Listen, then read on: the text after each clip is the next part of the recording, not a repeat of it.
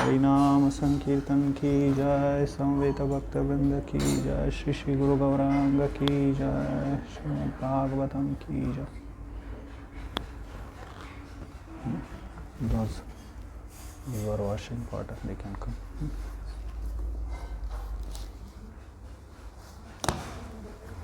नमो विष्णुपदाय कृष्ण। ओम नमो भगवते वासुदेवाय, ओम नमो भगवते वासुदेवाय, ओम नमो भगवते वासुदेवाय, ओम नमो भगवते वासुदेवाय। नमो विष्णुपादाय कृष्ण प्रेष्ठाय भूतले श्रीमते भक्ति विकास स्वामी नामने। नमो विष्णुपादाय कृष्ण प्रेष्ठाय भूतले श्रीमते भक्ति वेदांत स्वामी नामिने।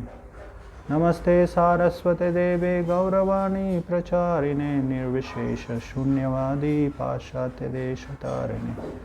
वंदेहं श्रीगुरु श्रीयुतपदकमलं श्रीगुरून् वैष्णवांश्च, श्रीरूपं साग्रजातं सहगण रघुनाथान्वितं तं सजीवं साद्वैतं सावधूतं परिजनसहितं कृष्ण चैतन्यदेवं श्रीराधा कृष्णपादान् सहगण ललिता श्रीविशाखान्वितांश्च।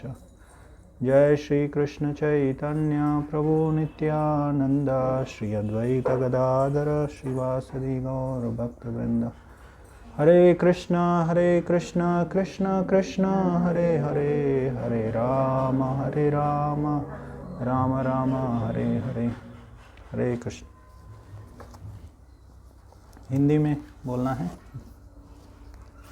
सब लोग हिंदी। ನಿಮಗೆ ಕನ್ನಡ, ನಿಮಗೆ ಹಿಂದಿ ತಿಳಿತಲ್ಲ ಸ್ವಲ್ಪ ಸ್ವಲ್ಪ. ನೀವು ಈ ಕಡೆ ಬನ್ನಿ ಸ್ವಲ್ಪ, ಅವರು ಇನ್ನೂ ಮಾತಾಡಿ, ಅವ್ರು ಭೀ है ना ಮಾತಾಡಿ अंदर नहीं है.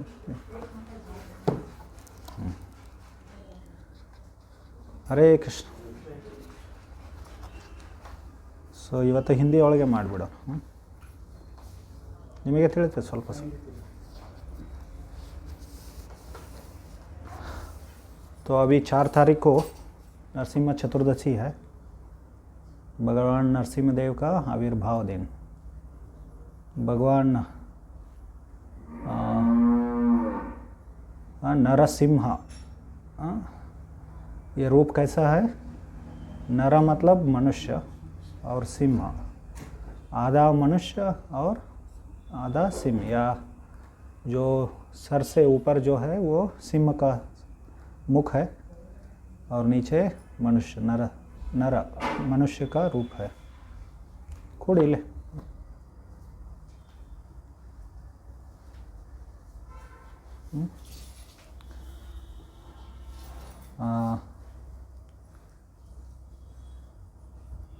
तो ये दशावतार जो है, कभी कभी ऐसे कुतर्क लगाते, उसको कुतर्क मैं बोल रहा हूँ, false logic.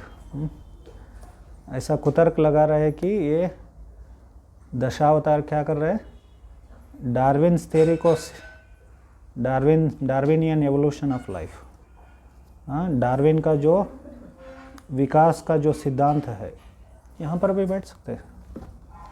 One more mat can be put here, just one mat you put.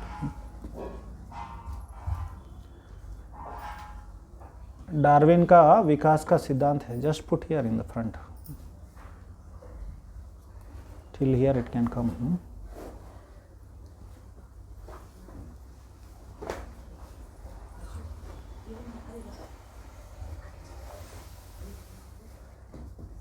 ठीक, उसको उस साइड में ले सकते हैं और बीच में।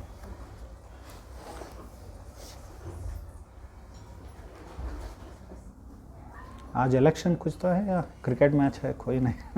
मोदी आए। मोदी यहाँ पर आए? आसाम के पास। अच्छा, सब लोग चले गए क्या?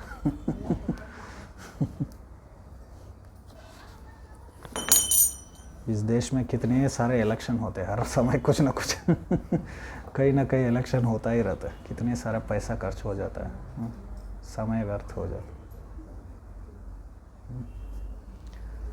एनीवे, डार्विन का विकास का सिद्धांत के अनुसार क्या है?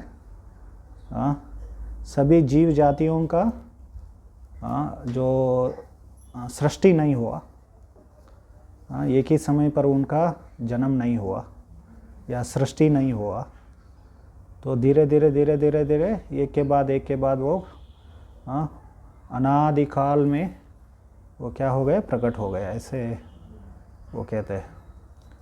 तो भगवान ने इनको सृष्टि नहीं किया ऐसे। और वो लोग ये भी तर्क करते हैं कि ये कुछ लोग भारत के जो डार्विन के अनुयायी हैं, वो लोग ऐसे तर्क करते हैं कि ये दशावतार भी क्या सिद्ध कर रहे हैं, डार्विन का एवोल्यूशन को, विकास का सिद्धांत जो है उसको सिद्ध कर रहे हैं, ऐसे कह रहे। जैसे पहला मत्स्य अवतार, फिर बाद में कूर्म अवतार, फिर उसके बाद में वराह अवतार, तो ऐसे बाद में नरसिम्हा, जलचर से पशु, पशु से उसके बाद नरसिम्हा मतलब मनुष्य, आधा मनुष्य और आधा पशु। तो फिर बाद में ऐसे अन्य जो अवतार, परशुराम, वामन, परशुराम, राम, बलराम, ऐसे अवतार आते हैं जो मनुष्य रूप में थे वो लोग। तो ऐसे कुछ लोग भारत में विशेष करके ऐसे डार्विन के जो आधुनिक अनुयायी हैं वो लोग ऐसे तर्क करते हैं। लेकिन यहाँ पर एक समस्या क्या है वैसे तर्क लगाने में, उस समय भी जब ये अलग अलग जो अवतार थे, जैसे मत्स्य अवतार, कूर्म अवतार थे, वो मत्स्य कूर्म थे क्या थे, वो जलचर थे। और उसके बाद में हम लोग देखते हैं वराह अवतार, उस समय भी मनुष्य थे। उस समय भी क्या थे, मनुष्य थे। जैसे आप देखेंगे मत्स्य अवतार जब प्रकट हुए, वो उनका शेप क्या था, फिश रूप में थे, है ना, वो फिश रूप में। तो भगवान फिश रूप में क्यों प्रकट हो गए? उस समय जो राजा थे, सत्यव्रत करके उनका राजा, सत्यव्रत राजा, महाराज सत्यव्रत, वो मनुष्य का रूप था। वो सत्यव्रत क्या है, मनुष्य थे। और बहुत सारे ऋषि मुनिगण थे, तो उनको रक्षा करना था भगवान को। और प्रलय हो गया था, प्रलय होने वाला था। तो भगवान, क्योंकि सब जगह पानी होगा, तो पानी में क्या है, मछली तैर सकता है ना, कितना भी बड़ा पानी, बहुत जितना भी ज़्यादा पानी हो फिर भी वो हो सकता है। तो जब भगवान मत्स्य भी प्रकट हुए तब मनुष्य थे, पूर्ण विकसित मनुष्य थे। ऐसा हम लोग वो विकसित शब्द को हमारे अनुसार वो लागू नहीं होता, अन्वय नहीं होता। तो पूर्ण विकसित मनुष्य थे उस समय भी। और तो हम लोग देखते हैं कोई भी अवतार लीजिए आप, भगवान मनुष्यों के लिए प्रकट हुए उस समय। ऐसा नहीं कि वो दूसरे पशुओं के, उस समय पशु मनुष्य नहीं थे और दूसरे उसको एक और भी कुछ और गलत धारणा भी है। जूमॉर्फिज्म और एंथ्रोपोमॉर्फिज्म करके ऐसे कहते हैं वो अंग्रेजी भाषा में। तो उसके अनुसार क्या है, हम लोग क्योंकि हमारा मनुष्य रूप है, हम लोग ऐसे कल्पना करके भगवान भी ऐसे है, मनुष्य जैसे ही है, ऐसे कल्पना करके अपनी कल्पना से भगवान को बनाते हैं। और जो पशु है वो लोग भी अपना, जो मार्पिज्म मतलब क्या है, वो पशु लोग क्या है, अपना भगवान वो लोग मानते हैं। तो इसलिए भगवान भी ऐसे अलग अलग रूप है करके लोगों ने कल्पना किया, ऐसे अवतार बना दिया, ऐसे वो लोग कल्पना सोचते हैं। लेकिन ऐसा नहीं है। तो भगवान के ये जो रूप है वो शाश्वत है। हमारे पुराणों में पौराणिक, इसको पौराणिक इतिहास कहते हैं। तो ये पौराणिक इतिहास दिव्य है क्योंकि उसमें दिव्य, भगवान के दिव्य लीलाओं का वर्णन किया गया। तो और जब भी भगवान प्रकट हो जाते हैं तो बहुत ही विद्वान लोग, बहुत ही पंडित लोग, विद्वान लोग, बहुत ही बड़े बड़े स्कॉलर्स, वो लोगों ने क्या किया, उनको बहुत ही सुंदर श्लोकों को रचना करके, इसलिए भगवान का एक नाम है उत्तम श्लोक करके। उत्तम श्लोक मतलब जिनको उत्तम श्लोकों से गुणगान किया जाता है। तो बहुत सुंदर सुंदर श्लोकों को संस्कृत भाषा में रचना करके उन्होंने क्या किया, अर्पण किया। जैसे व्यासदेव ने ये सब पुराणों को लिखा उन्होंने। आप इनको पढ़ने के लिए कोशिश कीजिए या उसको अध्ययन करने के लिए, आपको समझ में आ जाएगा कितना इंटेलेक्चुअलिज्म उसको, बहुत कितनी बुद्धि की ज़रूरत होती है। प्रभुपाद जी, हमारे प्रभुपाद जी भी कहा करते थे, सिर्फ संस्कृत व्याकरण को अध्ययन करने के लिए उसमें विद्वत्ता या पांडित्य को प्राप्त करने के लिए 12 साल लग जाएंगे। सिर्फ ग्रामर, व्याकरण ही पूरा नहीं है। तो जब चैतन्य महाप्रभु और एक कश्मीरी पंडित करके एक प्रकांड पंडित उनसे नवद्वीप में मिले, उनके बीच में वाद विवाद होता है। वो उनको दिग्विजय पंडित माना जाता था। दिग्विजय मतलब उस समय जैसे राजा महाराजा लोग अलग अलग दिशा में दिग्विजय के लिए जाते थे, वैसे पंडित लोग भी क्या करते थे, विद्वान लोग भी दिग्विजय के लिए जाते थे। अलग अलग जगह पे जाके अलग अलग जो विद्वान, वहाँ के जो बड़े बड़े विद्वान होते थे, उनको क्या करते थे, हराते थे।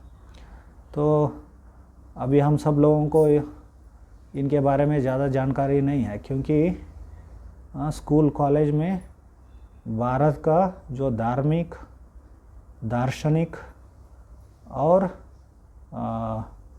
सांस्कृतिक जो इतिहास है उसको ज़्यादा पढ़ाया नहीं जाता, या पढ़ाया जाता है तो भी उसको ठीक तरह से पढ़ाया नहीं जाता। तो कितने सारे वाद विवाद, डिबेट्स हुए तत्व ज्ञान के ऊपर, कितने सारे दार्शनिक चर्चाएं हुए, उनके बारे में ज़्यादा जानकारी नहीं है अभी आज के जनरेशन के बच्चों को, लोगों को। तो ऐसे दिग्विजय पंडित होते थे। तो उन्होंने आके चैतन्य महाप्रभु से मिला उन्हें। चैतन्य महाप्रभु सिर्फ 16 साल के थे, फिर भी उनको निमाई पंडित करके बहुत ही प्रसिद्ध थे, बहुत मशहूर थे वो। तो बहुत, वो भी प्रकांड पंडित थे। नवद्वीप उस समय वो न्याय दर्शन एक, वे हमारे भारतीय तत्व ज्ञान में, तत्व दर्शन में एक डिपार्टमेंट है, उसको न्याय कहते हैं। तो विशेष करके 6 दर्शन है, 6 दर्शन है, 6 kinds of philosophy, 6 systems of philosophy. तो ये न्याय फिलॉसफी उस समय 16वीं सदी में ये नवद्वीप, तो जो मायापुर के पास, मतलब कलकत्ता के पास है नवद्वीप। तो वो ये न्याय दर्शन के लिए एक पीठ था वहाँ पर। It was a seat of न्याय फिलॉसफी। तो वहाँ पर सब, वो दिग्विजय पंडित केशव कश्मीरी को उसको पता था कि यहाँ पर बहुत प्रकांड तार्किक लोग हैं, न्यायवादी है, न्यायिक बोलते थे उनको। तो उनको हराने के लिए वो आया वो। तो ऐसे प्रकांड पंडित थे उस समय। लेकिन इनका, दिग्विजय पंडित जो था, इनके बारे में सुनकर सभी जो नवद्वीप के जो पंडित थे वो लोग क्या किया, इधर उधर चले गए वो लोग, कुछ न कुछ कारण बोलकर, क्योंकि इनके साथ वाद विवाद करेंगे तो हम लोग हार जाएंगे करके। तो ऐसे सुनकर वो इधर उधर चले गए और उन्होंने सोचा कि ये निमाई पंडित को हम लोग आगे करेंगे, उनके साथ चर्चा होने दो, हम लोगों को एक और अवसर प्राप्त हो जाएगा। ये हार गया तो छोटा बच्चा है, 16 साल का है। जीत गया तो हमारा प्रसिद्धि, छोटा बच्चा भी, नवद्वीप के छोटा बच्चा भी क्या किया, इसको हरा दिया करके बहुत बड़ा नाम हो जाएगा। और हार भी गया तो क्या है, छोटा बच्चा है, हार गया, एक और अवसर मिल जाएगा। ऐसे वो लोगों ने सोच के चैतन्य महाप्रभु को सामने लेकर आए।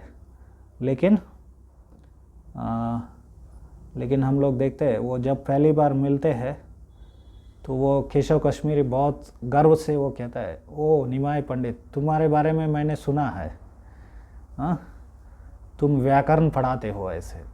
मतलब व्याकरण जो पढ़ाते थे उनको बहुत निम्न माना जाता था, बहुत। अभी हम बता रहे थे कि सिर्फ व्याकरण पढ़ने के लिए क्या है 12 साल लग जाते हैं, और उसको सिखाने वाला भी क्या है संस्कृत में बहुत ही निम्न माना जाता है। उसके बाद में काव्य होता है, फिर मीमांसा, न्याय, ऐसे बहुत सारे चीज़ पढ़ना होता है। एक जीवन काफ़ी नहीं है, कितने सारे जीवन लग जाते हैं इसके लिए। इतने सारे ज्ञान था। अभी क्या हो गया, स्कूल कॉलेज में संस्कृत पढ़ना, गुरुकुल तो बंद कर दिया लोग, संस्कृत पढ़ना ख़त्म कर दिया। अभी क्या है, स्कूल एजुकेशन मतलब क्या है, जॉब के लिए एजुकेशन करना। एजुकेशन मतलब जॉब। उस समय क्या एजुकेशन मतलब क्या है, ये सब क्यों पढ़ते थे, व्याकरण, काव्य, न्याय, मीमांसा, परम सत्य क्या है, तत्व ज्ञान मतलब क्या है, तत्व क्या है, परम तत्व, पर तत्व क्या है, उसको सिद्ध करने के लिए वाद विवाद करके वो लोग हमेशा वाद विवाद में लगे रहते थे, उसको सिद्ध करने के लिए। तो अभी क्या है, कहाँ खाना, कहाँ सोना, कहाँ पीना, मैं तो एवरीथिंग। विश्व प्रभुपाद जी एक जगह बोलते हैं, sex is the focal point of modern society, ऐसे। वो भागवत के पहले अध्याय के 3 श्लोक के तात्पर्य में। तो मैथुन ही क्या है, आधुनिक जीवन का केंद्र बिंदु है। तो ये सब खाना पीना सोना मैथुन करना ये पशु लोग भी करते हैं। हम लोग टेक्नोलॉजी डेवलपमेंट, ये सब इंफ्रास्ट्रक्चर, बड़े बड़े रोड बनाना, बड़े बड़े कार बनाना, ऐसे इंटरनेट 5G 6G, अभी AI आर्टिफिशियल इंटेलिजेंस, तो ये सब बना के क्या कर रहे हैं हम लोग, सिर्फ कैसे खाना पीना सोना मैथुन करना, इसको इसमें हम लोग उसको वो टेक्नोलॉजी को उसमें लागू अप्लाई करते हैं हम लोग। तो उसको छोड़कर और कुछ नहीं है। तो ये पूरा बहुत विशेष करके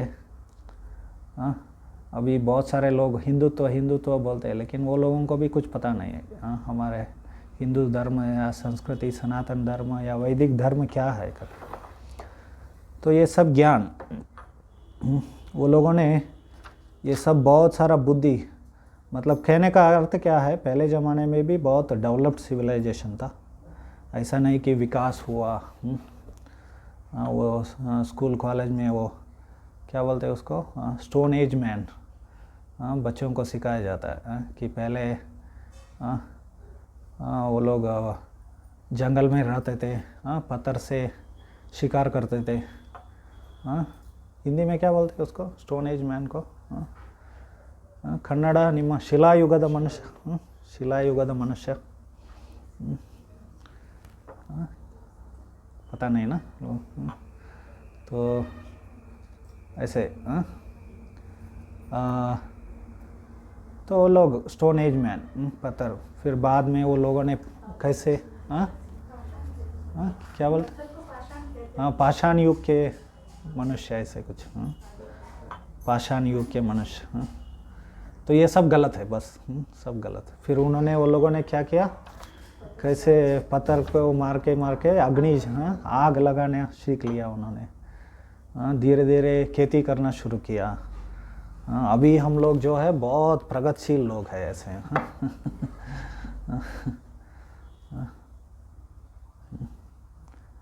मैं कभी कभी ऐसे बोलता हूँ, डार्विन्स थ्योरी जो है एक दृष्टिकोण से सही है, ऐसे बोलता हूँ। आधुनिक समाज जमाने के लोगों को लागू होता है कि लोग आजकल वो धीरे धीरे वो घर में रसोई बनाना बंद कर रहे हैं ना, पकाना।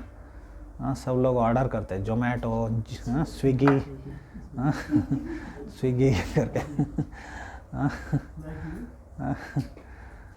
और या स्ट्रीट फूड बोलते हैं ना, बहुत फेमस है आजकल स्ट्रीट फूड।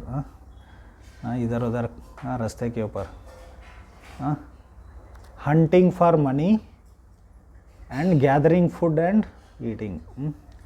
कोई ऐसे अभी खेती करना या या गाय गोपालन करना, वो नहीं करना चाहते। तो ये लोग क्या करना चाहते हैं, और रसोई कुकिंग भी नहीं करना चाहते। तो हमारे वक्त लोगों ने एक कुछ ऐसे स्त्री धर्म के बारे में एक छोटा सा वीडियो बनाया था, हमारा प्रवचन से कुछ निकाल के उसको ऐसे। वो एक कोई स्त्री फेमिनिस्ट स्त्री ने गुस्सा करके उसके ऊपर ये चाहते हैं कि हम सब लोग घर में रह के रसोई बनाएं ऐसे। कुकिंग नहीं करना चाहते तो क्या खाओगे, क्या मल खाओगे? और हम तो मल तो नहीं खाएंगे, है ना, उसके लिए कुकिंग तो करना ही पड़ेगा हमारे लिए तो, या दूसरों के लिए क्यों करो, ऐसे प्रश्न उठ सकता है। एक हमारे घर वालों को या हमारे बच्चों को, हमारे पति या कोई किसी को भी कुकिंग करना क्या है, एक it's a expression of love, हमारे प्रेम का हम लोग व्यक्त कर रहे हैं उसको। प्रेम मतलब क्या है, सेवा करना, है ना। एक दूसरे का हम लोग क्या करते हैं, सेवा करते हैं। सभी लोग सेवा कर रहे हैं, पति पत्नी का सेवा करते हैं, या बच्चों का या फैमिली का सेवा करते हैं ऐसे। तो कैसे खुतर्क लगाते, देखो हम लोग घर में रह के रसोई बनाने के लिए ये लगाने चाहते हैं ऐसे करके। ये सब खुतर्क है बस, और कुछ नहीं, है ना। खाने के लिए कुछ चाहिए ना, है कि नहीं? We have to eat something, हम लोगों को खाना ही चाहिए। तो लेकिन ये लोग वो जो हाइपोथेटिकल स्टोन एज मैन, वो बनना चाहते हैं ये लोग, मतलब काल्पनिक। आइए यहाँ पर भी बैठ सकते, आगे आप आगे आ सकते, आप पीछे बैठना चाहते हो आगे बैठ सकते। तो लोग कहाँ किस ओर जा रहे हैं? They are going back, they are not hypothetical stone age, मतलब ये वो काल्पनिक है वो, लेकिन उस ओर ही जा रहे हैं लोग। तो हंटिंग फॉर मनी, सब लोग इधर उधर भाग रहे। क्यों भाग रहे हैं? मुझे पैसा इकट्ठा करने के लिए, धन इकट्ठा करने के लिए, और धन से इधर उधर खरीद के खाना है। हंटर गैदरर्स, मतलब वो शिला युग का मनुष्य, पाषाण युग का मनुष्य, मतलब वो उनको एक और शब्द हंटर एंड गैदरर्स, वो लोग शिकार करते थे और आहार जो अन्न है, आहार जो है खाने का जो ये है उसको इकट्ठा करके खाते थे। तो हम लोग भी ऐसे बन रहे हैं अभी। वो काल्पनिक है लेकिन ऐसे लागू होता है। एनीवे, तो कहने का ये अर्थ है कि यहाँ पर ये जो डार्विन का विकास का जो सिद्धांत है, ये दशावतार के लिए अन्वय लागू नहीं होता है। क्योंकि जब भी हर एक अवतार किसी भी रूप में भी प्रकट हुए, वो उस समय भी बहुत सारे जो मनुष्य थे, विकासशील विकसित मनुष्य थे, डेवलप्ड ह्यूमन बींग्स। वो शब्द यूज ही नहीं कर सकते हम लोग।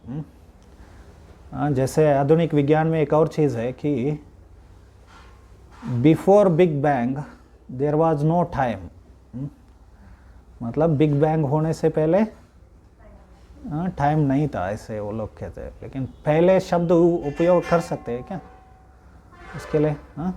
Can we use that?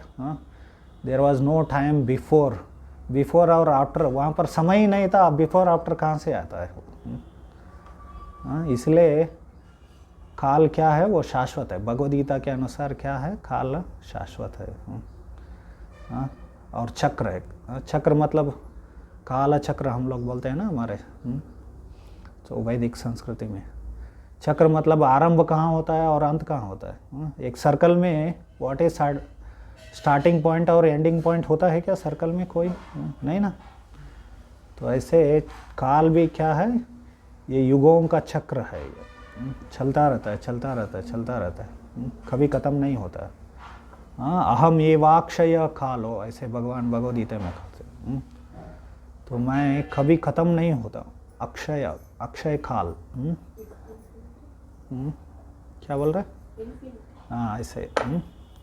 So infinite है, एटर्नल है, शाश्वत है। तो एनीवे, तो भगवान यहाँ पर नर सिंह, नर और सिंह के रूप में प्रकट हुए। और जब भगवान प्रकट हो जाते हैं तो वहाँ पर सुखदेव गोस्वामी 7वें स्कंद में, श्रीमद् भागवत के 7वें स्कंद में ये नरसिंह लीला का वर्णन, प्रहलाद और नरसिंह, प्रहलाद चरित्र और नरसिंह भगवान के अवतार के बारे में वर्णन आता है। तो आप सब लोग ये पढ़ सकते हैं, भागवत, सब लोग भागवत सेट घर में रख सकते हैं और पढ़ाई कर सकते हैं। ऐसा 18 वॉल्यूम है इसमें।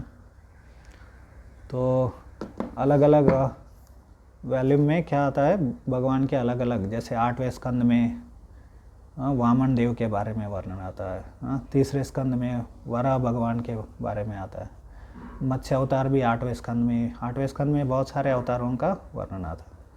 सो 9वें स्कंद में भगवान राम का वर्णन आता है। वैसे रामायण तो है ही, तो यहाँ पर भी संक्षेप में बहुत ही सुंदर तरीके से इन सभी अलग अलग अवतारों के बारे में सुखदेव गोस्वामी परीक्षित महाराज को वर्णन करते हैं। परीक्षित अभिमन्यु के पुत्र थे।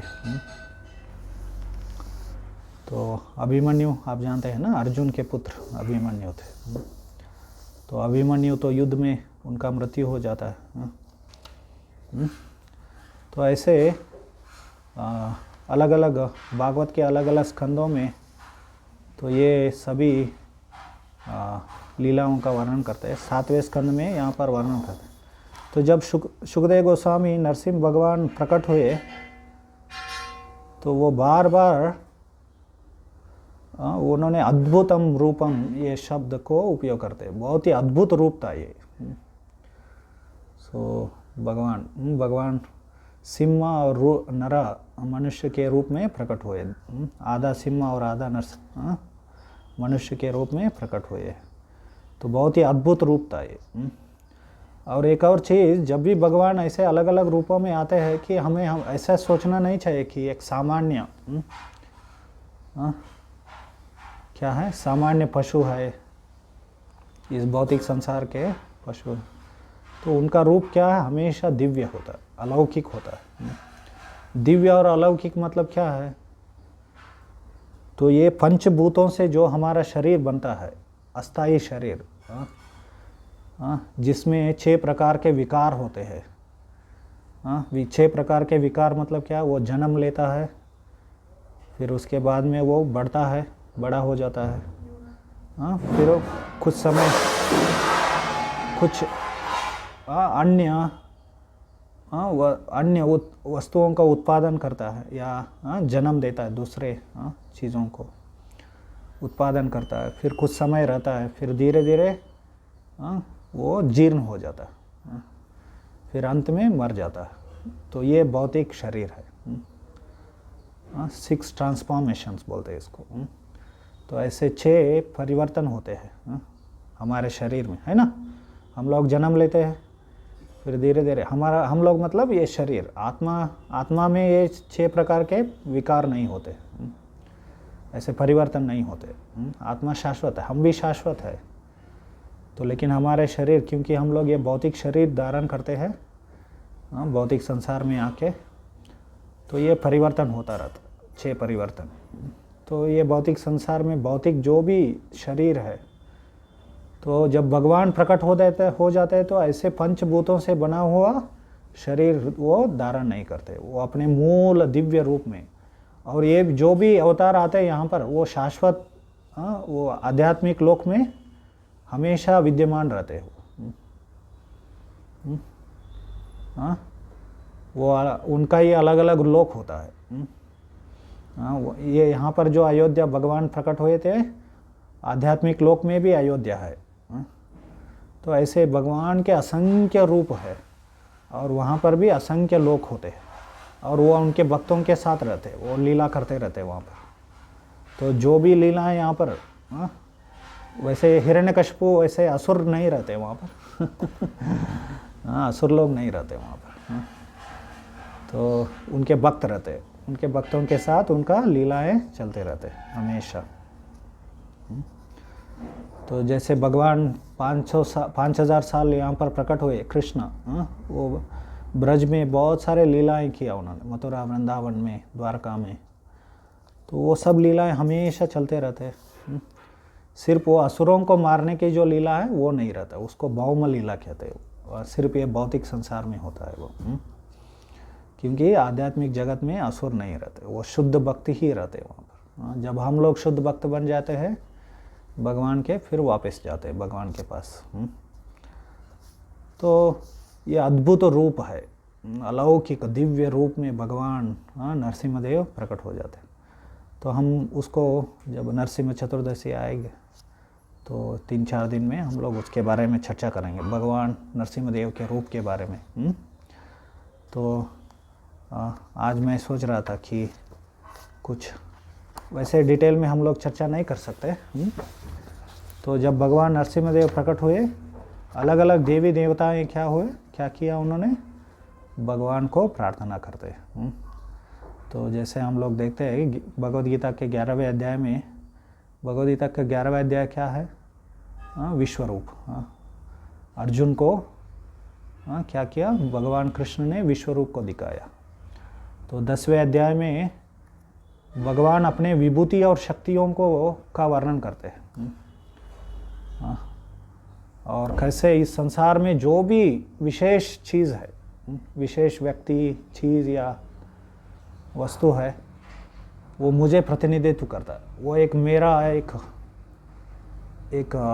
रिप्रेजेंटेशन है वो। तो मैं पांडवों में अर्जुन हूँ, मतलब अर्जुन कौन थे, बड़े योद्धा थे वो। तो पांडव, अर्जुन का शक्ति किन से आता है, भगवान कृष्ण से आता है। तो ऐसे उनके विभूति या शक्तियों को स्थावरानाम हिमालय, स्थावरों में मैं हिमालय हूँ, ऐसे वो कहते हैं, मतलब पर्वतों में मैं हिमालय हूँ। तो आप हिमालय जाएंगे तो कभी कभी ऐसा पर्वत है, ऐसे सीधा ऐसे बहुत ऊंचा जाते हैं, ज़्यादा गाड़ी में भुर करके हम लोग चले जाएंगे तो वो देख नहीं पाएंगे। या समंदर के पास जाके देख सकते हैं हम लोग, समंदर कितना पानी है, और बहुत वहाँ पर क्या है, ये सब वेव्स आते रहते हैं वहाँ पर। और वो कितने शक्तिशाली होते हैं वो। हम लोग अंदर जाएंगे तो हमें ऊपर उठा के हमें पटक देते हैं वो, या हमें खींच कर लेकर जाते हैं। तो वहाँ पर हम लोगों को शक्ति पता चल जाता है। तो भगवान कहते हैं कि ये सब चीज़ जो भी देखते हैं आप इस संसार में, बहुत विशेष शक्तिशाली चीज़ों को देखते हो, वो मेरा एक अंश मात्र है। इस अंश मात्र से मैं ये पूरा संसार को चलाता हूँ, ऐसे भगवान कहते हैं। तो जैसे आधुनिक ज़माने में रोग है, सब कुछ क्या है, you have to show by experiment, प्रयोग के द्वारा सिद्ध करो, ऐसे वो लोग कहते हैं। भगवान है क्या या आत्मा है क्या, उसको क्या है, लेबोरेटरी में हमें एक्सपेरिमेंट करके दिखाओ, ऐसे वो लोग। एक रोग है, ये भी एक रोग। जैसा कि उनके देखने का शक्ति या सुनने का शक्ति या सूंघने का शक्ति या रस आस्वादन करने का शक्ति क्या है, वो परिपूर्ण है। सब कुछ हम लोग उससे क्या कर सकते हैं, अनुभव कर सकते हैं। ऐसे धारणा, ऐसे उनका कल्पना है या सोच है। तो ये इसको हम लोग क्या कहते हैं, frog in the well attitude. तो कूपमंडो का न्याय मतलब क्या है, वो एक न्याय। हम न्याय के बारे में चर्चा कर रहे थे, न्याय। तो न्याय में अलग अलग डिपार्टमेंट ब्रांच है, उसमें भी एक लौकिक न्याय है। लौकिक न्याय मतलब ऐसे कुछ हम लोग संसार में कुछ लॉजिकल चीज़ होते हैं, तो उसको लौकिक न्याय बोलते हैं। तो कूपमंडू का न्याय मतलब क्या है, मंडू का मतलब वो जो प्रॉग होता है, वो जो कूप मतलब वो जो वेल मतलब कुआं जो होता है, वो सोचता है कि वो वो मंडूक जो सोचता है कि ये जो कुआं जो है वही पूरा संसार है करके, इसके there is nothing beyond this, इसके बाहर कुछ नहीं है, ऐसा सोचता है। तो हम लोग भी जो हम लोग देखते हैं, जो हम लोग सुनते हैं, सुनने की जो हमारा शक्ति है वही सब कुछ है, ऐसा सोचते। इसके परे कुछ नहीं होना चाहिए, ऐसे सोचते हैं हम लोग। तो आधुनिक वैज्ञानिक भी इसलिए मूर्ख होते हैं सब लोग। वो लोग सोचते हैं या उनके पास जो भी इंस्ट्रूमेंट्स है, कोई टेलीस्कोप हो, माइक्रोस्कोप हो, आजकल वो लोग सैटेलाइट पिक्चर से सब कुछ सैटेलाइट भेजते हैं। वो जो भी वो फोटोग्राफी करता है वो सैटेलाइट उसमें कैमरा फिट करके, लेकिन कैमरा का भी है ना कुछ सीमा होती है ना। वो किस में वो मापते हैं उसको, पिक्सेल्स करके ऐसे मापते हैं। आप लोग कैमरा यूज़ करते हैं आजकल, वो ऐसे ऐसे पिक्सेल्स, उसका कुछ मेजरिंग यूनिट होता है। उसके बाहर वो क्या नहीं कर सकता, वो देख नहीं सकता। तो इंस्ट्रूमेंट्स हमारे इंद्रियों को परिपूर्ण नहीं करते, अनुभव करने की शक्ति को ज़्यादा बढ़ा सकते हैं। They can increase our perceiving power, हमें देखने की सूंघने की शक्ति को बढ़ा सकते हैं, लेकिन परिपूर्ण कभी नहीं बना सकते। और अंततोगत्वा जो भी डाटा मिल जाता है हम लोगों को इन यंत्रों से, वो फिर से हमें क्या करना पड़ता है, फिर से हमारे यही इंद्रियों से, मन से, लॉजिक से, इंटेलिजेंस से क्या करना पड़ता है, उनको इंटरप्रेट करना पड़ता है, उनको समझना पड़ता है, विश्लेषण करना पड़ता है। तो इसलिए वो कभी परिपूर्ण नहीं हो सकता। तो लौकिक न्याय। तो एनीवे यहाँ पर भगवान के ऐसे अद्भुत रूप में भगवान प्रकट हो जाते हैं। फिर उसके बाद सभी देवी देवताएं क्या करते हैं, उनको भगवान हिरण्यकशिपु को मार देते हैं। हिरण्यकशिपु को मार के फिर और भी वो उनका क्रोध, बहुत ही क्रोधित रहते हैं वो। क्यों वो क्रोधित रहते इतना? क्योंकि उसने क्या किया था, वो उसके भक्त, उनके जो भक्त नरसिंहदेव के जो शुद्ध भक्त थे प्रहलाद, तो उसको प्रहलाद जी को उन्होंने क्या किया था, बहुत ही तकलीफ दिया था उसने। तो हिरण्यकशिपु वो उनके पुत्र थे, फिर भी उनको मारना चाहता था वो। इतना क्या था, वो बुरा असुर था वो। तो आजकल बहुत एबॉर्शन करते हैं लोग। वैसा ही है ये। जैसे हिरण्यकशिपु अपने पुत्र को मारना चाहता था, ऐसा ही है वो। एनीवे ऐसे है, वो इतना बड़ा असुर था, अपने पुत्र को भी वो सहन नहीं कर पाया। तो क्योंकि अपने भक्तों को वो इतना प्रेम करते हैं, भगवान जब भी प्रकट होते हैं वो असुरों को मारने के लिए प्रकट नहीं होते। वो ऐसा लगता है कि हिरण्यकशिपु को मारने के लिए भगवान नरसिंहदेव प्रकट हुए करके, लेकिन वो प्रमुख उद्देश्य नहीं है। वो आनुषंगिक कर्म कहते हैं उसको। तो आनुषंगिक कर्म मतलब सेकेंडरी, मेन कार्य नहीं है, सेकेंडरी। तो क्योंकि असुरों को मारने के लिए भगवान को प्रकट होने की जरूरत नहीं पड़ती। भगवान वैसे सभी के हृदय में है, परमात्मा के रूप में। वहीं पर उसका श्वास रोक दिया तो वो मर जाता है वो। हार्ट अटैक भी कर सकते हैं वहाँ पर हृदय में बैठ के भगवान। तो और उनके बहुत सारे एजेंट्स भी है। जैसे हम बता रहे थे, पूरा संसार में जो भी है वो भगवान को प्रतिनिधित्व करता है। शक्तिशाली जो चीज़ है, या बड़े बड़े शक्तिशाली देवता है, शिव जी, ब्रह्मा, इंद्र, ऐसे वो लोग भी, या प्रकृति भी क्या करता है, अलग अलग रूप से कभी ज़्यादा बारिश, कभी ज़्यादा बारिश, कभी बहुत गर्मी, अभी हीट वेव चल रहा है। लोग कह रहे हैं कि हीट वेव ये साइलेंट किलर है करके, लोगों को मार देते हैं करके। तो अलग अलग दृष्टिकोण से क्या हो जाता है। तो भगवान या प्रभुपाद जी ये भी कहते थे कि कभी भी समाज में या अलग अलग देशों में क्या होता है, युद्ध होता है ना, वो भी भगवान की व्यवस्था से ही होता है। भगवान क्या कर देते हैं, ऐसे असुरों को इकट्ठा करके उनके बीच में ही जंग छेड़ देते हैं और वो लोग एक दूसरों को मार के मर जाते हैं लोग। हम लोग कभी कभी ऐसा सोच सकते हैं वो मासूम लोग उन्होंने क्या किया। वो लोगों को घर छोड़ के जाना पड़ता है, रेफ्यूजी बन दूसरे देश में जाके रेफ्यूजी बन आश्रय ग्रहण करना पड़ता है।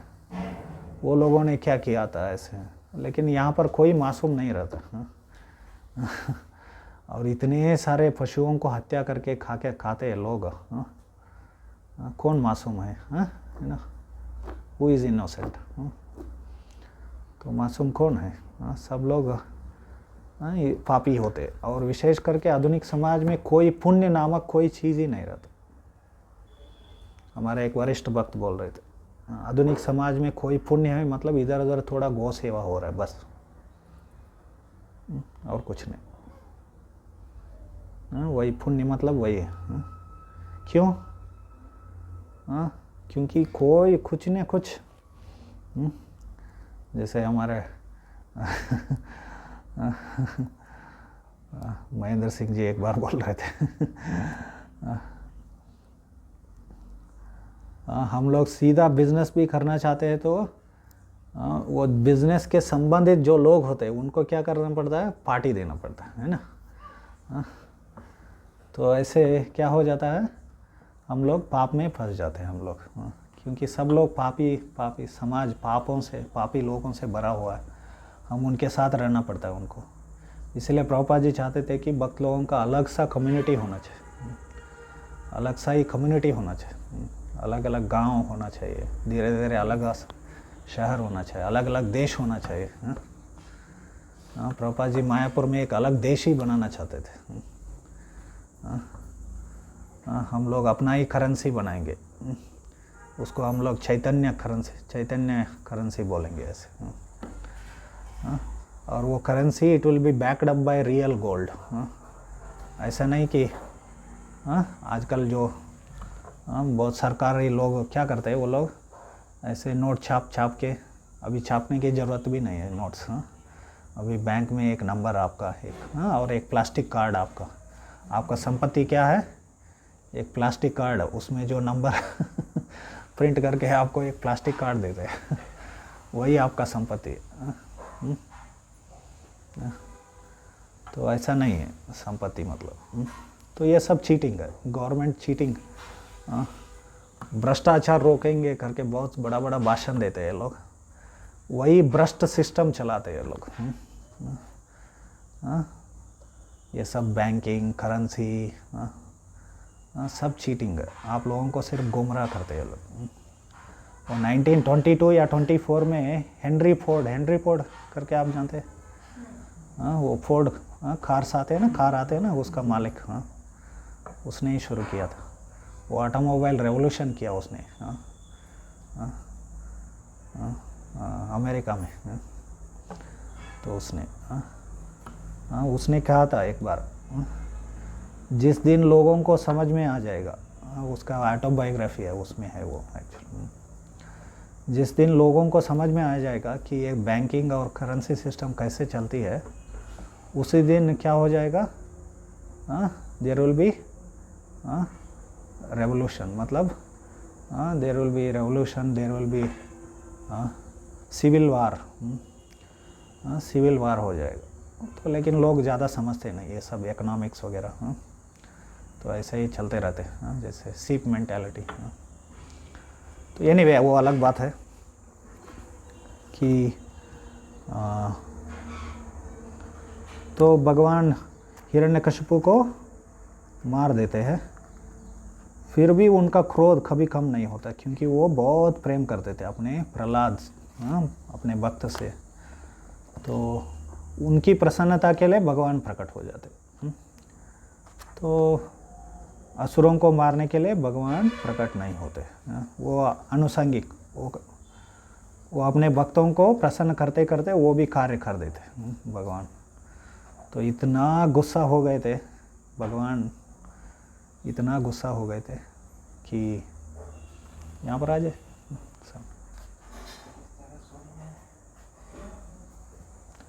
तो भगवान इतना गुस्सा हो गए थे कि वो शांत नहीं हुए। वो फिर देवी देवताओं ने क्या किया, उनको शांत करने के लिए प्रार्थनाएं अर्पण करना शुरू किया उन्होंने, एक के बाद एक।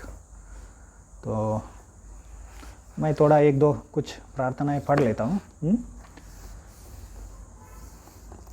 वैसे ब्रह्मा और सभी देवतागण भी क्या हुए थे, उनको भी ये जो रूप था ये आश्चर्यजनक था ये, क्योंकि वो लोगों ने भी ऐसा रूप नहीं देखा था। इसलिए अद्भुतम रूपम बार बार ये शब्द यूज़ करते हैं अलग अलग अवतारों के लिए। सुखदेव गोस्वामी भागवत में तो अलग अलग शब्द यूज़ कर, कुछ विशेष शब्द यूज़ करते हो। जैसे जब वो वराह भगवान प्रकट हुए थे, बार बार यज्ञ रूप, यज्ञ मूर्ति, ऐसे उन्होंने शब्द यूज़ किया। क्यों ऐसे शब्द यूज़ किया उन्होंने, यज्ञ मूर्ति? क्योंकि लोग ऐसा समझना नहीं चाहिए कि लोग ऐसा समझना चाहिए कि कुछ प्रॉब्लम है।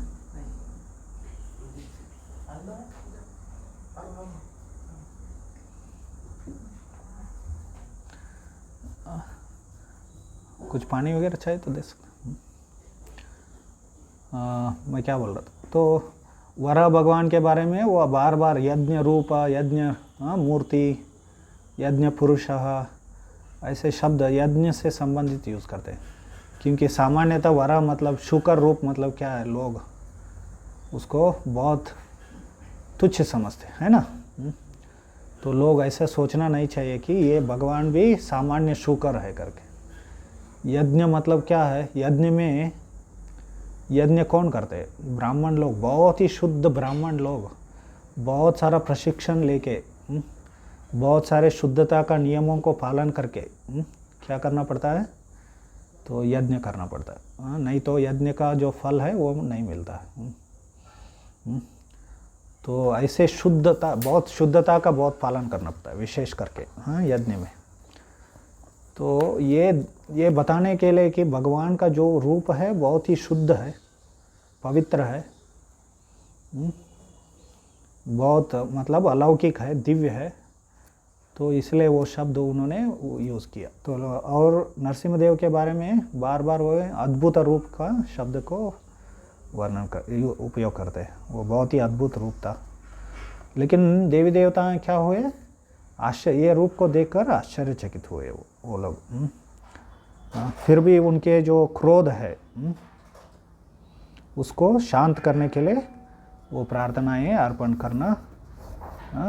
करते। तो ये भागवत में अलग अलग देवी देवता, ब्रह्मा, इंद्र, रुद्र, शिवजी, उन्होंने कैसे भगवान को अलग अलग श्लोकों को रचना करके उन्होंने क्या किया, वो प्रार्थनाएं अर्पण किए। तो उन प्रार्थनाओं को क्या करते हैं, सुखदेव गोस्वामी यहाँ पर दोहराते हैं। तो मैं थोड़ा देखेंगे कितना हम लोग पढ़ सकते हैं। हर एक प्रार्थना में विशेष करके बहुत सारा तत्व ज्ञान रहता है। एक एक प्रार्थना को आप कितने दिन तक, बहुत सारे दिनों तक हम लोग चर्चा कर सकते हैं। लेकिन कभी इन प्रार्थनाओं के ऊपर भी हम लोग प्रवचन कर सकते हैं विस्तार में। तो आज थोड़ा, क्योंकि नरसिंह चतुर्दशी आ रहा है, इसलिए हम लोग थोड़ा चर्चा। ये तो पहला ये क्या है, श्री ब्रह्मोवाच। ब्रह्मोवाच, ब्रह्मा जी ने कहा ऐसे। नतोऽस्म्यनन्ताय दुरन्तशक्तये विचित्रवीर्याय पवित्रकर्मणे विश्वस्य सर्गस्थितिसंयमान् गुणैः स्वलीलया सुन्ददतो व्ययात्मने। नतोस्म्यनंताय दुरंत शक्तये, ऐसे कहते हैं। नतोस्मी, नतोस्मी मतलब मैं नमस्कार करता हूँ। अनंताय, जो अनंत है, भगवान अनंत है। इसके बारे में ही हम लोग बहुत कुछ चर्चा कर सकते हैं। अनंत मतलब कभी कभी कुछ अद्वैतवादी, मायावादी कहते हैं हम लोग उनको। यहाँ पर नज़दीक में ही है श्रृंगेरी में शंकराचार्य के अनुयायी हैं। वो लोग कहते हैं भगवान निराकार है, और आप लोग उनको आकार दे के भगवान को क्या कर रहे हैं, सीमित कर रहे हैं, ऐसे वो लोग कहते हैं। लेकिन यहाँ पर ब्रह्मा जी क्या कह रहे हैं, भगवान का रूप है ना, नरसिंह रूप, नरसिंह देव को ही वो प्रार्थना कर रहे हैं ना। लेकिन आप अनंत है, इसका अर्थ क्या है, वो भगवान अनंत विस्तार कर सकते हैं। वो नमो अनंत नतोस्म्य अनंताय धुरंत शक्तये, क्योंकि उनके अंदर वो धुरंत शक्ति, असीमित अचिंत्य शक्ति है। ऐसे ठीक है, मैं अनुवाद पढ़ लेता हूँ। एक एक शब्द हम लोग चर्चा करेंगे तो बहुत ज़्यादा हो जाएगा। ब्रह्मा जी ने प्रार्थना की, हे प्रभु आप अनंत है और आपकी शक्तियों का कोई अंत नहीं है। कोई भी आपके पराक्रम तथा अद्भुत प्रभाव का अनुमान नहीं लगा सकता है। अनुमान नहीं लगा सकता, इसलिए अचिंत्य, अचिंत्य है भगवान। तो क्यों भगवान अद्भुत कार्य करते हैं या अद्भुत रूपों में आते हैं वो लोग, वो भगवान, क्योंकि उनके अंदर अचिंत्य शक्ति है।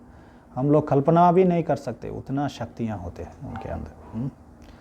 तो जैसे भगवान वो बाएं हाथ के छोटे उंगली के ऊपर क्या है, वो गोवर्धन धारण करते हैं। क्यों धारण कर सकते हैं वो, क्योंकि उनके अंदर अचिंत्य शक्ति है।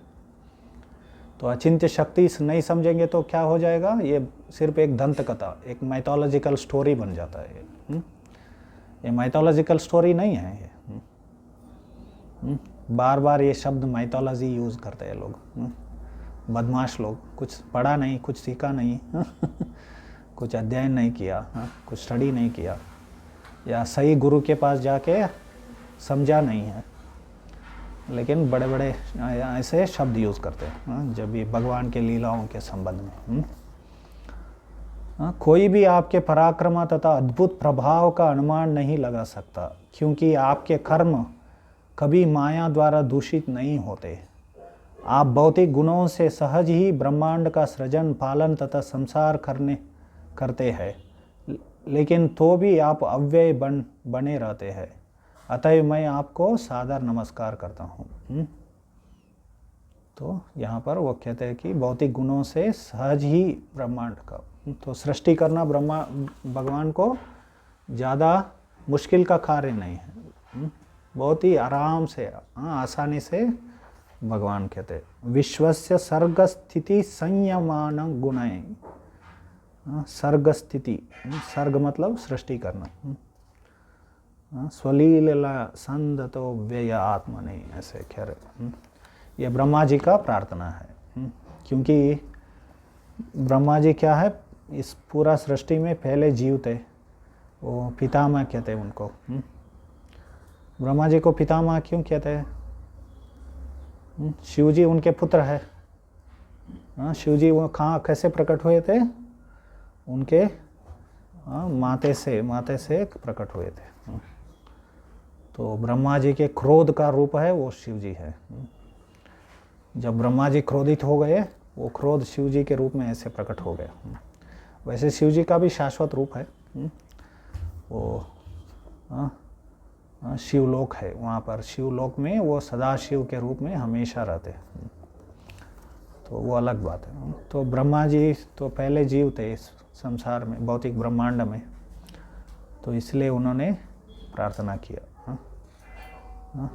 पहले जीव ऐसे अमीबिया नहीं था, single cell organism, single cell organism.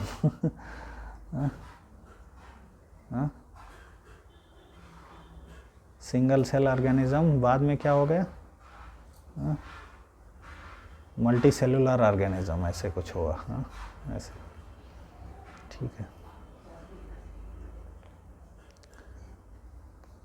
तो फिर दूसरा, रुद्र उवाच कोपकालो युगान्तस्ते हतोऽयम् असुरोल्पकः तत्सुतं बाह्य कुछ है, फैन चाहिए, वो फैन ऑन किया था मैं, कोई बात चिकमंगलुरु में ज़्यादा ज़रूरत नहीं पड़ता इसलिए इस साल ही थोड़ा ज़्यादा गर्मी है,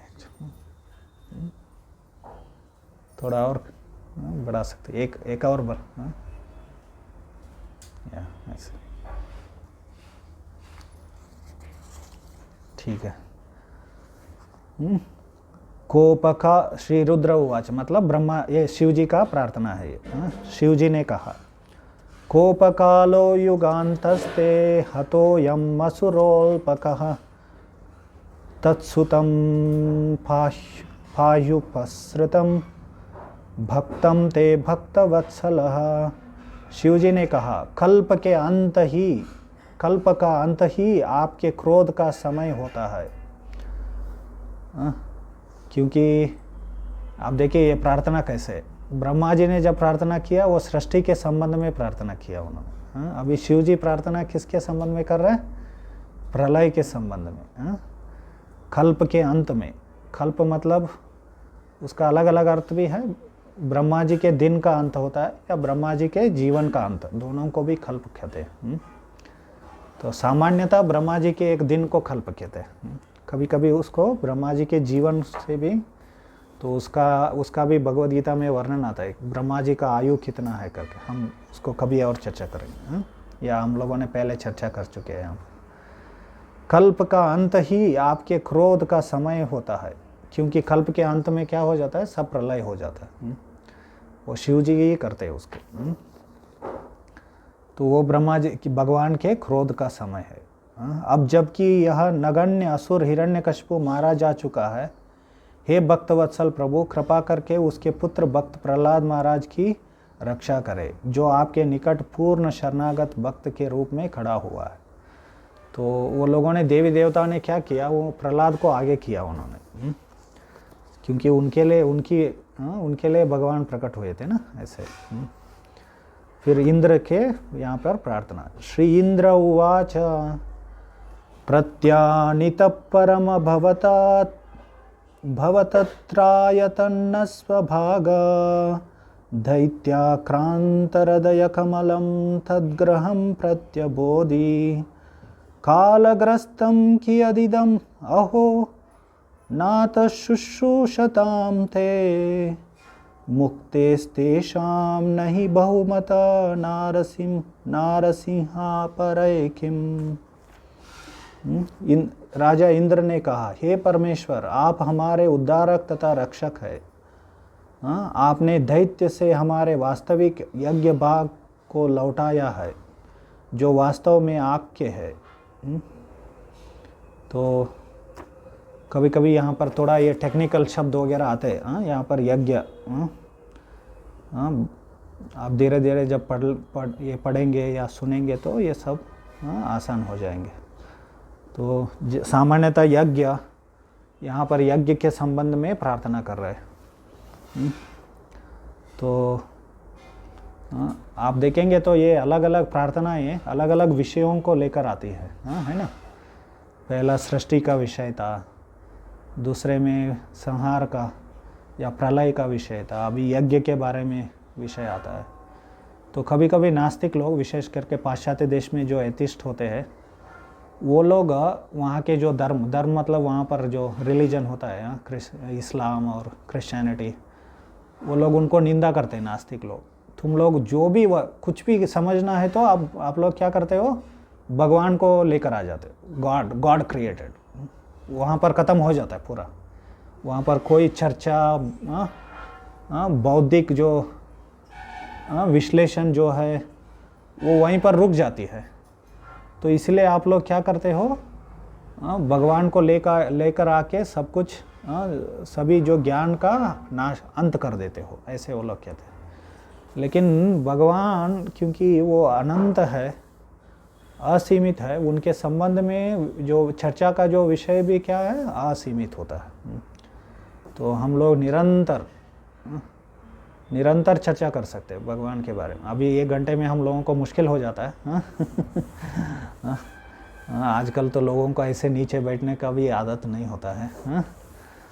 लेकिन बहुत सारे कुछ हम लोग चर्चा कर सकते हैं। ऋषि मुनियों ने पहले ज़माने में तो शांत बैठ के यही कार्य करते थे वो। वहाँ पर उस समय वो फूड प्रॉब्लम नहीं था, फूड प्रॉब्लम इधर उधर खाने के लिए भागने की समस्या नहीं थी वो। क्योंकि मनुष्य समाज को उन्होंने ऐसा व्यवस्थित किया कि किसी को खाने पीने सोने के बारे में सोचना नहीं पड़ता था, उतना एंग्जाइटी नहीं था, चिंता नहीं था। तो ऐसे समाज को हम लोग व्यवस्थित करना चाहिए। फिर बाद में आध्यात्मिक चिंतन आ जाता। अभी सब में क्या है, कंपटीशन। क्योंकि लोगों का जो लक्ष्य है क्या हो गया है, तो वो गलत दिशा में जा रहे वो लोग। तो इसलिए यहाँ पर यज्ञ का, यहाँ पर यज्ञ के बारे में भगवद गीता में भगवान चर्चा करते हैं।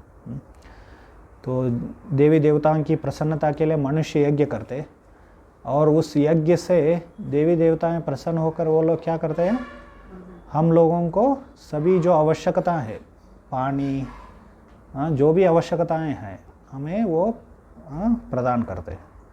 तो ऐसे भगवद गीता में भगवान वर्णन करते हैं।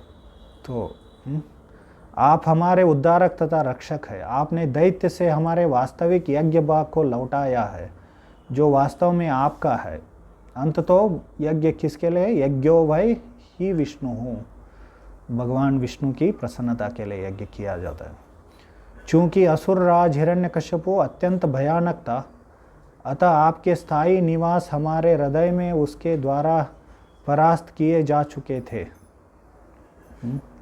अब आपकी उपस्थिति से हमारे हृदयों में निराशा तथा अंधकार दूर हो गया है। हे प्रभु, जो जन आपकी सेवा में सदैव संलग्न रहते हैं, उनके लिए समस्त भौतिक ऐश्वर्य तुच्छ है, क्योंकि आपकी सेवा मोक्ष से भी श्रेयस्कर है।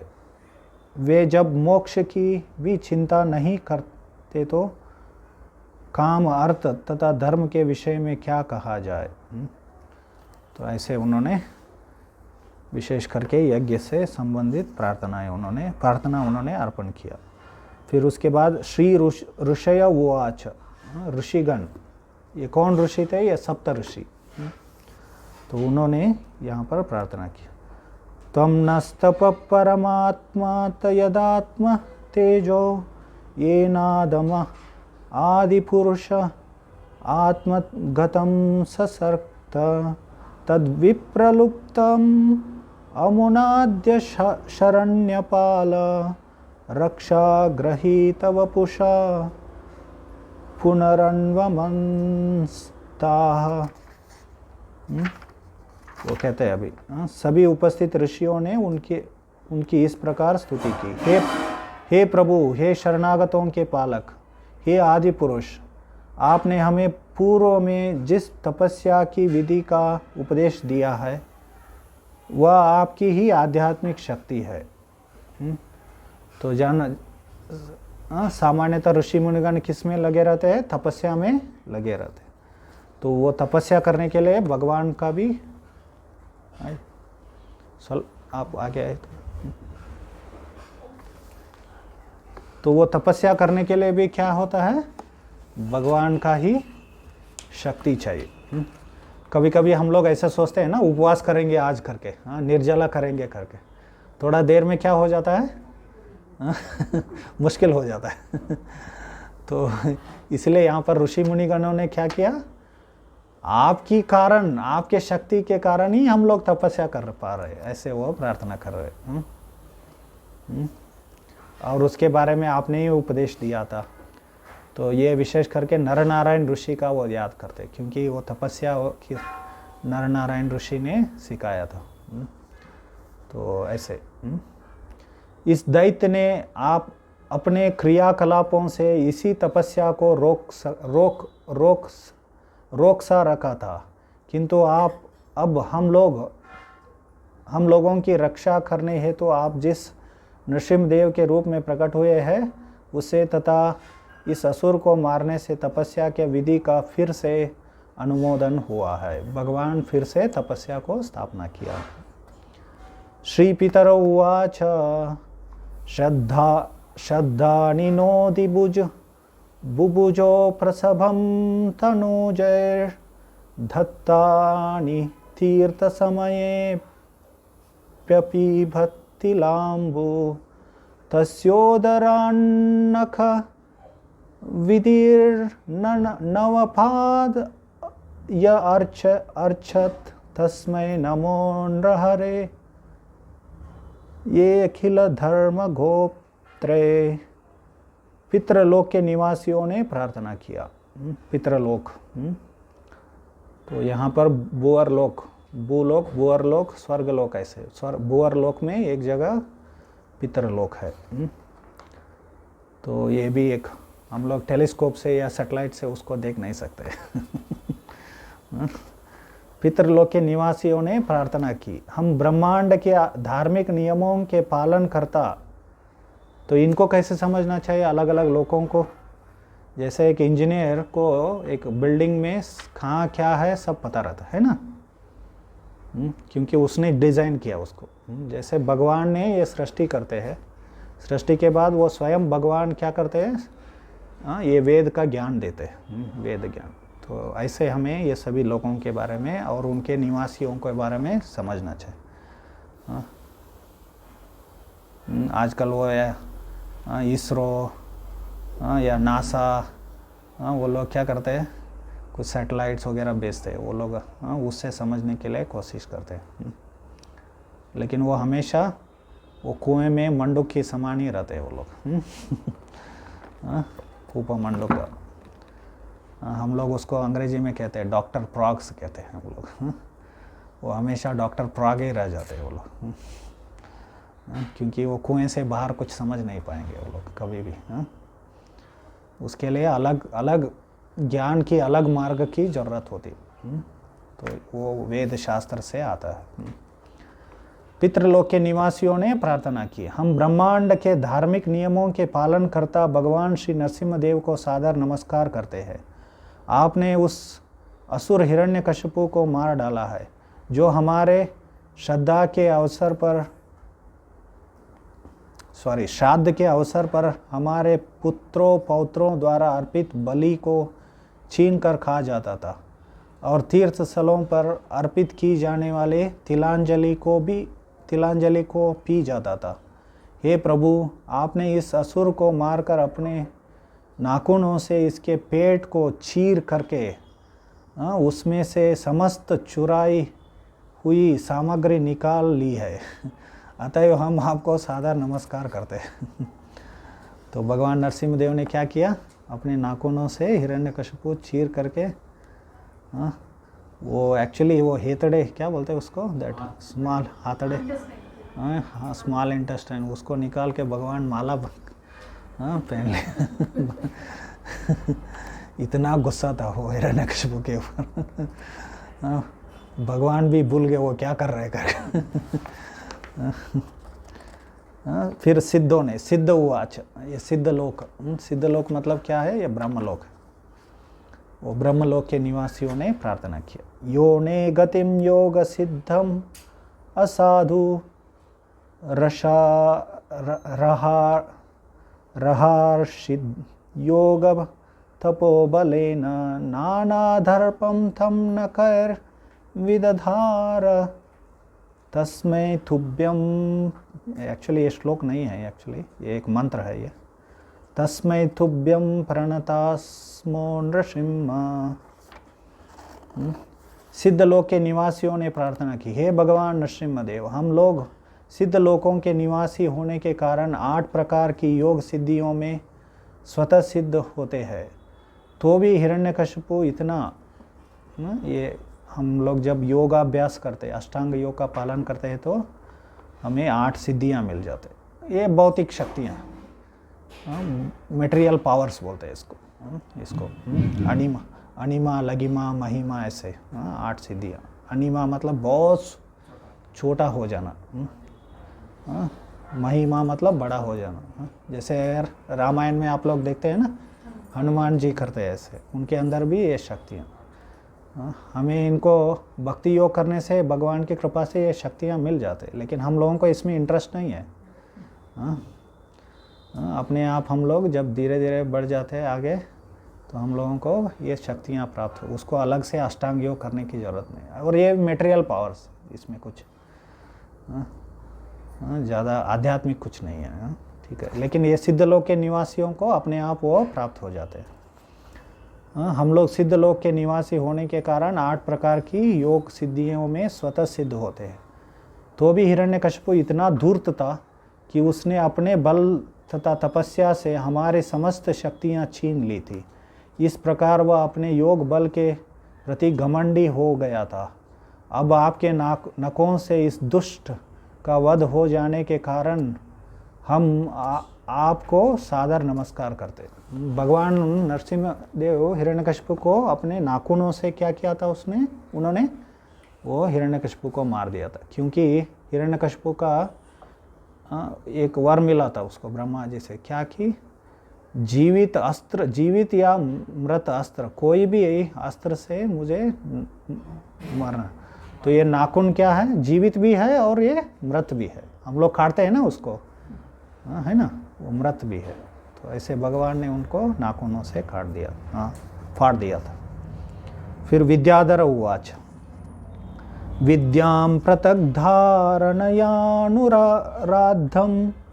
नषेदय दद्न्यो बलिवीर्य द्रप्तः सहेन संख्ये पशुवदतस्तं माया नृसिंहं प्रणतास्म नित्यं। विद्याधर के निवासियों ने प्रार्थना की, उस मूढ़ हिरण्यकशिपु ने विविध प्रकार की ध्यान के अनुसार प्रकट तथा अप्रकट होने की हमारे शक्ति पर प्रतिबंध लगा दिया था, क्योंकि उसे अपनी श्रेष्ठ शारीरिक शक्ति तथा अन्य प्राणियों को जीत लेने के सामर्थ्य का घमंड था। अब पूर्ण पुरुषोत्तम भगवान ने उसका उसी प्रकार वध किया है जैसे वह असुर कोई पशु हो। हम भगवान श्री नरसिंह देव की उस लीला के रूप को सादर प्रणाम करते हैं। तो ऐसे उन्होंने प्रार्थना किया। तो ऐसे बहुत सारे प्रार्थनाएं हैं। तो ये सभी देवी देवताएं प्रार्थना करने के बाद भी भगवान नरसिंहदेव शांत नहीं होते हैं। फिर उसके बाद क्या करते हैं, ये देवी देवताएं प्रहलाद जी को आगे करते हैं, आप ये क्या करो, इनको शांत करो करके, क्योंकि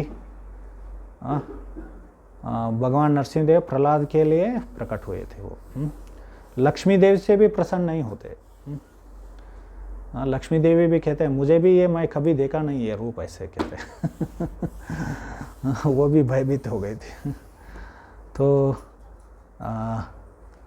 फिर हम लोग देखते हैं कि ये 8वें अध्याय है 7वें स्कंद का, ये देवी देवता। 9वें अध्याय में प्रहलाद जी के प्रार्थना, पहले श्लोक से ही प्रहलाद के प्रार्थना आते हैं। फिर प्रहलाद बहुत सारे प्रार्थनाएं अर्पण करता है। तो फिर उसमें के बाद भगवान नरसिंहदेव शांत हो जाते हैं और प्रहलाद को वो बोलते हैं कुछ वर मांगो, मैं तुमसे बहुत प्रसन्न हूँ, प्रीतोस्मि हम, ऐसे कहते हैं, मैं बहुत ही आपसे प्रसन्न हो गया हूँ, कुछ वर मांगो, ऐसे कहते हैं। फिर प्रहलाद वो कहता है मैं आपका सेवक हूँ, मैं वणिक नहीं हूँ, मतलब बिजनेसमैन नहीं हूँ, ऐसे कहते हैं। बिजनेसमैन मतलब क्या है, आप कुछ देते हो और वो कुछ देते हैं, ऐसे उनके बीच में ऐसे आदान प्रदान होता है। लेकिन प्रहलाद कहते हैं कि वैसे प्रहलाद गुस्सा हो जाता है भगवान नरसिंहदेव, आप कैसे स्वामी हो, आपके सेवक को क्या कर रहे हो आप, सेवक को कुछ ग्रीड मतलब कुछ लोभ दे रहे हो, कुछ मांगो करके। तो शुद्ध भक्ति मतलब क्या है? भगवान के पास जाके हम लोग कुछ भौतिक चीज़ों के लिए मांगते नहीं हैं, हम लोग सिर्फ सेवा करना है भगवान को, क्योंकि वही आत्मा को प्रसन्न करते हैं, आत्मा को भगवान के साथ संबंध रहता है, शाश्वत सेवा का संबंध, सेवा और प्रेम का संबंध है। तो वो आत्मा तभी संतुष्ट होता है जब हम लोग भगवान को ऐसे शुद्ध प्रेम भाव से सेवा करते हैं, कोई भौतिक लालच से नहीं। यहाँ पर आके वो मैं इतने साल आया, हरे कृष्ण मंत्र जप किया, मुझे कोई भौतिक लाभ नहीं हुआ, ऐसे हमें सोचना नहीं चाहिए। भगवान कौन से ही परिस्थिति में रखेंगे हमें, फिर भी हम लोग क्या है, भगवान में क्या है, सेवा, वो निष्ठा होता है। तो ऐसे निष्ठा होना चाहिए। जैसे पांडवों के जीवन में बहुत सारे कष्ट हुए, वो लोग कभी विचलित नहीं हुए, वो हमेशा भगवान की सेवा में रत रहे, भगवान के मार्गदर्शन में वो अपने जीवन बिताते रहे। तो ऐसे प्रहलाद उनसे कहता है कि आप कैसे स्वामी हो, आप अपने सेवक को क्या कर रहे हो, भौतिक लोभ प्रचोदन दे रहे हो। तो असली स्वामी क्या कौन होता है, ऐसे प्रचोदन नहीं देते हैं, भौतिक लोभ नहीं देते। और वो असली सेवक कैसे होते हैं, वो सिर्फ उनकी सेवा में ही आनंद लेते हैं, ऐसे कहते हैं। तो हम लोग भी ऐसे भगवत भक्ति प्राप्त करने के लिए कोशिश करना चाहिए। हरे कृष्ण कृष्ण कृष्ण हरे हरे, हरे राम राम राम हरे कृष्ण। अभी हम लोग क्वेश्चन आंसर नहीं लेंगे, देर हो गया, फिर आरती करेंगे। फिर कुछ पूछना है?